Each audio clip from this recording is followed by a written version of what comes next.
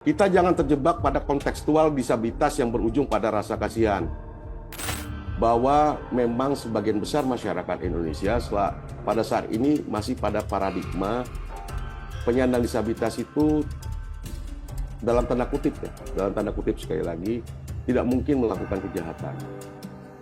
Nah, ini perspektif yang nggak tepat.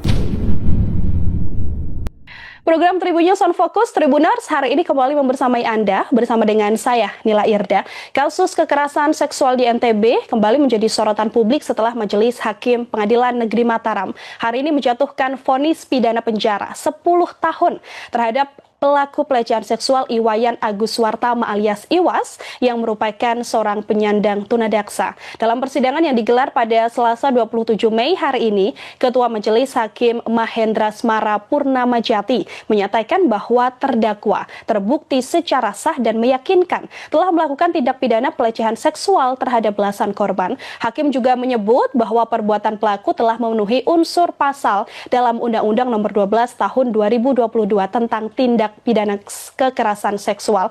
Untuk membahas vonis dari Agus Wartama atau Iwas ini, Tribunar, saya sudah tersambung melalui sambungan Zoom bersama dengan Pak Jona Amanda Manik. Beliau adalah Komisioner Komisi Nasional Disabilitas. Pak Jona, selamat sore. Bagaimana Selamat sore, kabarnya? Mbak. Kabar baik, Bapak? Alhamdulillah baik, terima kasih. Terima kasih banyak juga Pak Jona hari ini menyempatkan waktunya untuk berdiskusi bersama dengan kami. Hari ini Pak Jona ada vonis yang dijatuhkan oleh Majelis Hakim terhadap Agus Iwas begitu ya, atau Agus NTB, seorang penyandang disabilitas yang kemudian dijatuhi vonis 10 tahun. Saya ingin minta komentar terlebih dahulu dari Pak Jona soal vonis ini seperti apa Bapak? Mohon izin Mbak, sebelum ke vonis, saya masuk dulu dalam konteks perspektifnya ya. Ya, siap. Silahkan Bapak. Karena pertanyaannya nanti supaya lebih clear lah ya. Pertama, kami Komisi Nasional Disabilitas ingin menyampaikan kepada semua masyarakat bahwa ketika berbicara penyandang disabilitas yang berhadapan dengan hukum, ya, itu bisa sebagai pelaku, bisa sebagai tersangka, bisa sebagai korban, bisa sebagai saksi. Ini perspektif yang kita harus dapatkan dulu, ya. Jangan sampai ada perspektif seakan-akan kalau dia seorang penyandang disabilitas tidak mungkin menjadi pelaku, tidak mungkin menjadi tersangka. Ya, kita buang jauh-jauh paradigma seperti itu. Karena sesungguhnya mari kita melihat penyandang disabilitas adalah manusia pada umumnya. Nah, baru kita masuk dalam konteks kasus yang disampaikan Mbak tadi. Nah, tentu ketika berbicara vonis yang sudah kita dengar amar putusannya oleh Ketua Majelis Hakim Pengadilan Negeri Mataram pada hari ini, ya, tentu semua sudah berproses dari mulai aparat penegak hukum ya, dari mulai kepolisian, kejaksaan sampai hari ini Ketua Majelis Hakim yang mulia membacakan amar putusannya, ya, dan memvonis Saudara Agus dengan 10 tahun penjara dan kalau nggak salah dendanya 100 juta ya. Dan pengenaan kasus ini adalah Undang-Undang Nomor 12 Tahun 2022 tentang tindak pidana kekerasan seksual, khususnya terkait dengan pasal 6 huruf C. Nah, tentu kalau kita pelajari dalam konteks vonis tadi, pengenaan pasal ya 6 huruf C itu kan ancaman hukuman maksimalnya adalah kalau tidak salah adalah 12 tahun dan denda maksimal 300 juta. Artinya kalau kita melihat amar putusan yang disampaikan Ketua Majelis Hakim pada hari ini, tentu Majelis Hakim yang mulia punya pertimbangan-pertimbangan. Dan kami yakin dan percaya semua berproses dengan adil. Ya. Kalau ditanya pantas atau tidak pantas, kami tidak pada kapasitas untuk menyatakan pantas atau tidak pantas. Tetapi tentu semua punya alasan, semua punya faktor-faktor pembuktian, sehingga Majelis Hakim yang mulia pada hari ini memutuskan amar putusannya 10 tahun dan denda 100 juta rupiah. Mungkin Baik. itu, Mbak.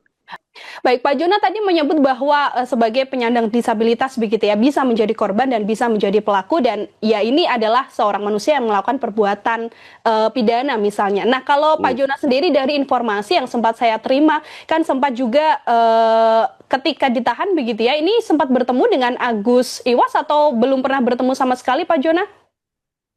Kami belum pernah sama sekali bertemu dengan Saudara Agus. Ya, waktu itu Desember lalu memang saya berkesempatan untuk melakukan pemantauan terhadap kasus ini. Saya concern pada amanat peraturan pemerintah nomor 39 tahun 2020. Bagaimana akomodasi yang layak, aksesibilitas itu betul-betul dipatuhi oleh aparat penegak hukum dalam menangani kasus-kasus penyandang disabilitas yang berhadapan dengan hukum. Entah itu sebagai pelaku, tersangka, maupun saksi. Nah, itu yang kami pastikan. Ya. Dan pada saat itu ternyata ada affirmative action, saya bilang. Ya. Langkah-langkah afirmatif yang dilakukan oleh Polda NTB sehingga menjadikan Saudara Agus tahanan rumah pada saat itu. Itu adalah bentuk-bentuk afirmasi bagaimana peraturan pemerintah nomor 39 tahun 2020 itu bisa dilaksanakan dengan baik oleh aparat penegak hukum sebagai mandatori dari peraturan pemerintah tersebut. Jadi pada saat itu saya tidak pernah bertemu, saya bertemu dengan Polda, saya bertemu dengan Kanwil Hukum dan yang lain-lain semata memastikan peraturan pemerintah 39 itu berjalan dengan baik. Itu kontekstualnya, Mbak. Oke, sempat bertemu dan kemudian memastikan bahwa memang hak-hak Agus sebagai penyandang disabilitas ini terpenuhi ya, Pak Saya Jona. tidak bertemu, Mbak. Oke, bertemu dengan pihak kepolisian ya, Pak Jona ya, untuk kemudian dan pihak memastikan. aparat penegak hukum dan memastikan PP 39 berjalan dengan baik. Jadi Baik. saya tidak sama sekali bertemu dengan Saudara Agus. Pak Jona, ini untuk perkara yang kemudian menyeret Agus sebagai pelaku tindak pidana begitu ya. Bagaimana kemudian KND ini mengambil sikap atas apa yang dialami oleh Agus yang merupakan penyandang disabilitas? Ketika perspektifnya manusia pada umumnya, itu sekali lagi poinnya, perspektif disabilitas adalah manusia pada umumnya. Ketika memang terbukti bersalah, ya memang bersalah. Ketika itu benar, adalah benar. Ya, kita jangan terjebak pada kontekstual disabilitas yang berujung pada rasa kasihan. Kami tegas katakan itu. Bagaimana membuktikannya? Kami yakin betul profesionalisme aparat penegak hukum. Dan kami dukung pembuktian itu. Ya, sehingga pada hari ini sudah dapat vonis dari majelis hakim. Tentu itu berproses. Ya. Nggak neko-neko dan seterusnya. Kami yakin itu. Bahkan pembuktian dengan alat bukti pengetahuan dan seterusnya. Ya, itu kami pantau betul. Termasuk terakhir ketika dipindahkan ke lapas, dititipkan, ya, kami pastikan betul bagaimana akomodasi yang layak Saudara Agus sebagai tahanan. Ya, ada modifikasi toilet dan seterusnya. Itu kami pastikan. Artinya betul-betul kami concern pada amanat PP 39. Ya. Jadi kalau ditanya sikap, keadilan adalah keadilan. Ya, jangan kita menjebakkan diri pada nggak seperti itu kontekstual. Tugas fungsi kami memantau, mengevaluasi dan mengadvokasi. Memantau bahwa mandat kebijakan itu betul-betul dijalankan, ya, mengevaluasi jika memang ada gap atau yang tidak tepat dan mengadvokasi supaya itu berjalan dengan baik. Itu sih, Mbak. Baik, Pak Jona, ini untuk kemudian vonis yang sudah dijatuhkan terhadap Agus begitu ya. Ini kan artinya nanti 10 tahun pidana dan Agus juga akan menjalankan hukumannya di rumah tahanan. Kalau dari KDN sendiri untuk kemudian memastikan bahwa hak-hak Agus nantinya terpenuhi, seperti apa kalau dari Pak Jona? Baik, terima kasih. Ada mandat dari kebijakan tadi. Kalau berbicara aparat penegak hukum itu termasuk sistem pemasyarakatan, ya, nanti pasti akan berujung di sana. Nah, kami juga akan memastikan itu. Bagaimana PP 39 oleh pemangku kewajiban terkait, yang dalam hari ini adalah lapas, itu berjalan dengan baik. Ini kami pantau terus kok. Ya, kami pantau, kami pastikan, termasuk oleh teman-teman komite disabilitas daerah yang ada di Nusa Tenggara Barat. Bagaimana akomodasi yang layak, aksesibilitas Saudara Agus sebagai terpidana nantinya, ya kalau memang nanti tidak banding dan seterusnya atau sudah ingkrah, itu bisa berjalan dengan baik. Itu tugas kami. Untuk nantinya kemudian adanya pendamping begitu Pak Jona yang akan mendampingi Agus selama di tahanan, seperti apa melihatnya Pak? Dalam kontekstual pendamping, ya itu kan kalau kita pelajari betul di mandat PP 39 itu adalah bentuk dari akomodasi yang layak. Ya. Nah, bagaimana mendampingi, bagaimana dan seterusnya itu pasti ada indikator, pasti ada cara-cara handling, ya handling seperti itu. Nah, tentu itu kami berkolaborasi dengan teman-teman KDD yang ada di NTB, bagaimana melatih dan seterusnya, ya. Bagaimana itu tersedia dan seterusnya. Itu yang pasti akan kami pantau dalam konteks pasca putusan ini. Oke, untuk kemudian memantau bagaimana pendampingan dan sesuai dengan aturan yang berlaku ya Pak Jona. Betul, ya, apa yang kemudian nantinya hak-hak Agus selama di tahanan ini juga akan terpenuhi. Pak Jona, betul. Kalau kita melihat begitu ya, dengan vonis yang juga sudah dijatuhkan oleh majelis hakim, dengan terbukti dinyatakan bersalah begitu melakukan tindak pidana. Apakah kemudian kalau dari pihak Pak Jona sendiri melihat ada kewajiban dari Agus begitu ya untuk menyampaikan permohonan maaf kepada para korban? Ketika berbicara siapapun berhadapan dengan hukum, tentu ada berbagai macam mekanisme. Ya, hari ini amar putusan di pengadilan negeri, berarti pengadilan sistem peradilan di tingkat 1. Kalau yang saya pahami seperti itu ya. Karena ada mekanisme banding dan seterusnya. Ya, tentu itu menjadi mekanisme yang harus kita hormati kalau memang menjadi pilihan Saudara Agus maupun kuasa hukumnya. Ya, sampai betul-betul putusan itu ingkrah. Nah, yang kedua itu adalah kontekstual berhadapan dengan hukum positif yang berlaku di negara Kesatuan Republik Indonesia. Nah, yang kedua terkait pertanyaan Mbak tadi, apa berkewajiban meminta maaf dan seterusnya, itu adalah norma-norma etika yang tentu adalah bagian dari sebuah tatanan atau mekanisme hukum. Tetapi itu dikembalikan kepada Saudara Agus, ya, karena itu bukan hukum positif. Kalau beliau memang terpanggil untuk hal seperti itu, ya monggo, bagus, kami apresiasi. Kalaupun tidak, ya itu kami hormati pilihannya. Seperti itu kan. Jadi mekanisme apapun dalam konteks penegakan hukum, ya kita hormati. Gitu. Oke, Pak Jona, untuk kemudian melihat bagaimana kemudian nantinya Agus begitu ya, kalau misalnya beliaunya sendiri untuk kemudian menyampaikan permohonan maaf, ya bisa menyampaikan permohonan maaf tergantung bagaimana nanti dari yang bersangkutan sendiri. Kalau dari pihak KDN sendiri, apakah juga pernah untuk kemudian bertemu dengan para korban dari Agus NTB ini, Bapak? Dalam konteks ini kan yang kami sesuaikan dengan tugas fungsi kami, ya. Kami pada saat kemarin ya dengan independensi kami, sekali lagi independensi kami karena itu sifat dari kelembagaan kami tidak memilih untuk bertemu dengan yang berseteru dalam konteks hukum. Ya. Karena apa? Kami tidak mau terkontaminasi ya perspektif kami dan seterusnya, ya. Biarlah aparat penegak hukum, pengadilan dalam hal ini yang akan memutuskan, ya. Jadi selama kemarin saya ada di NTB, saya juga tidak bertemu dengan korban, ya. Tapi saya memastikan layanannya, ya. Saya bertemu dengan PPPA, saya bertemu dengan teman-teman dari Kementerian Sosial dan seterusnya, memastikan layanan bagi korban itu juga bisa berjalan dengan baik, gitu. Untuk termasuk kemudian para korban juga bisa mendapatkan pemulihan psikologi ya, Pak Jona? Betul, Mbak. Oke, untuk kemudian memastikan dari sisi Agus dipastikan untuk mendapatkan hak-haknya sebagai penyandang disabilitas, kemudian korban juga mendapatkan hak-haknya untuk mendapatkan pemulihan secara psikologis. Pak Jona, kalau nantinya dari pihak Agus ini melayangkan banding begitu ya, apakah ada sikap yang kemudian akan diambil oleh pihak KND sendiri? Kami sangat menghormati ya pilihan dan putusan baik itu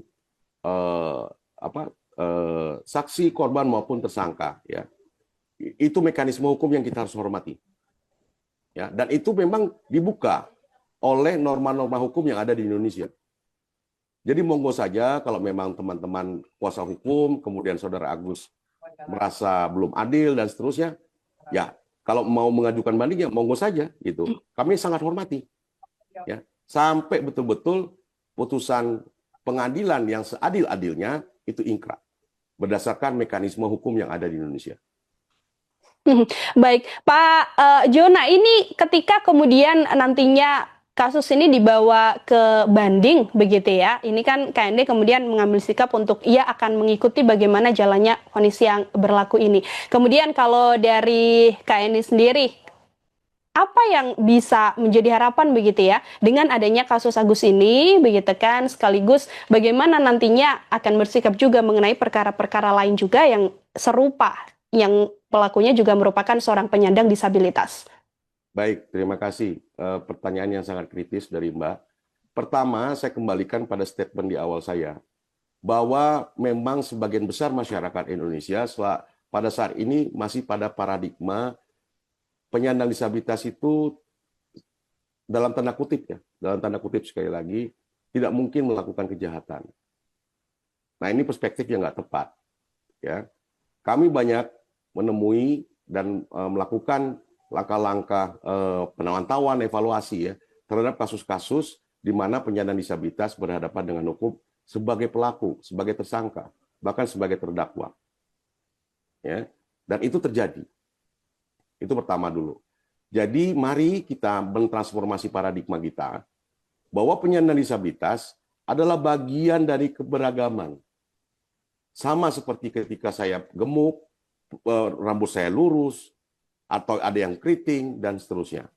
Tetapi itu keunikan dari kemanusiaan yang ada di bumi ini. Ya, jadi coba kita bergeser paradigma kita. Itu poin penting yang ingin kami sampaikan. Nah, yang kedua, ya terkait apa pembelajaran dari hal ini, ya. Dengan segala dinamika yang ada, ya dinamika media sosial, bahkan dinamika di masyarakat, tentu ada pembelajaran yang kita bisa dapat.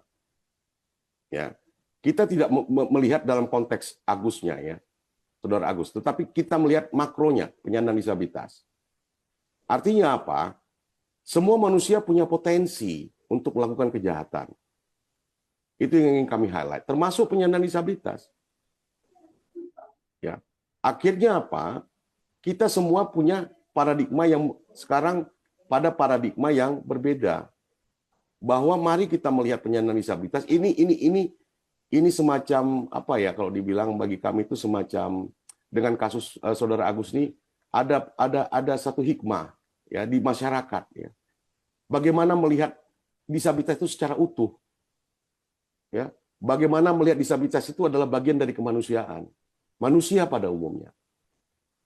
Ya, ini satu proses pembelajaran yang luar biasa, termasuk bagi kami Komisi Nasional Disabilitas dan juga komisi-komisi yang lain, karena kami juga kolaborasi dengan teman-teman dari Komnas Perlindungan Anak, Komnas Perempuan, Komnas HAM, ya.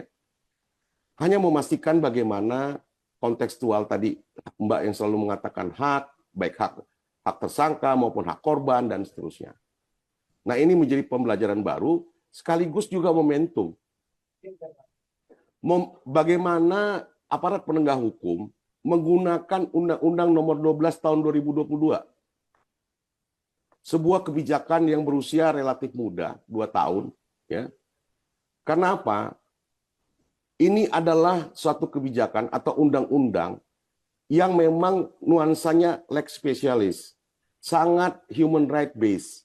Ya, bagaimana berpihak pada perempuan, anak, penyandang disabilitas, dan kelompok rentan lain terkait potensi tindak pidana kekerasan seksual.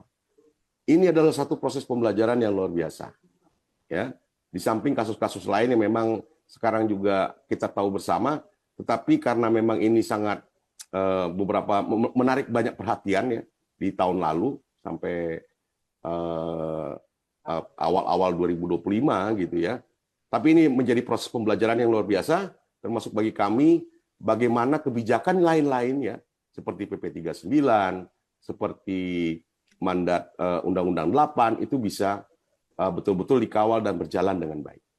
Ada proses pembelajaran positif dari kasus ini, Mbak. Baik, terakhir dari saya, Pak Jona, ini belum Ya. sempat bertemu begitu kan dengan Agus atau mungkin tim Ya. kuasa hukumnya. Apakah kalau dari KND sendiri ada rencana untuk mungkin ke depan juga bisa bertemu secara langsung dengan Agus? Tentu Mbak, ada tetap Agus adalah saudara kami. Ya, dia adalah seorang penyandang disabilitas, ya. Dan kami harus memastikan hak-haknya sebagai apapun, ya. Siapapun di Indonesia ini, selagi dia penyandang disabilitas, kami akan coba memastikan bahwa hak-haknya bisa didapatkan dengan baik. Tinggal tunggu momentum saja, ya, bagaimana kami bisa bertemu dengan beliau. Tetapi terakhir juga sebelum proses persidangan juga kami sempat komunikasi sebentar juga ya waktu itu ya dengan kuasa hukum beliau, ya. Dan ya itulah kontekstual bagaimana kita sama-sama berkolaborasi bersama-sama memastikan hak dari semua penyandang disabilitas dari berbagai macam sisi itu bisa berjalan dengan baik. Itu sih, Mbak. Baik, terima kasih banyak Pak Jona untuk penjelasannya dan juga untuk kemudian hal yang berkaitan mengenai vonis yang hari ini dijatuhkan terhadap Agus yang merupakan penyandang disabilitas seperti itu. Pak Jona, sekali lagi terima kasih banyak untuk kesempatannya. Semoga di lain kesempatan ada waktu kembali untuk berbincang. Selamat sore, selamat beraktivitas kembali, Pak Jona. Selamat sore, salam sehat. Baik, Tribuners, demikian obrolan saya dalam Tribun News Fokus bersama dengan Pak Jona Amanda Manik, Komisioner Komisi Nasional Disabilitas. Demikian juga Tribun News Fokus membersamai Anda bersama dengan saya Nila Irda. Kita ketemu lagi dengan narasumber dan tema-tema lainnya hanya dalam Tribun News Fokus. Selamat sore, selamat malam, dan sampai jumpa. Download Tribun X sekarang, menghadirkan lokal menjadi Indonesia.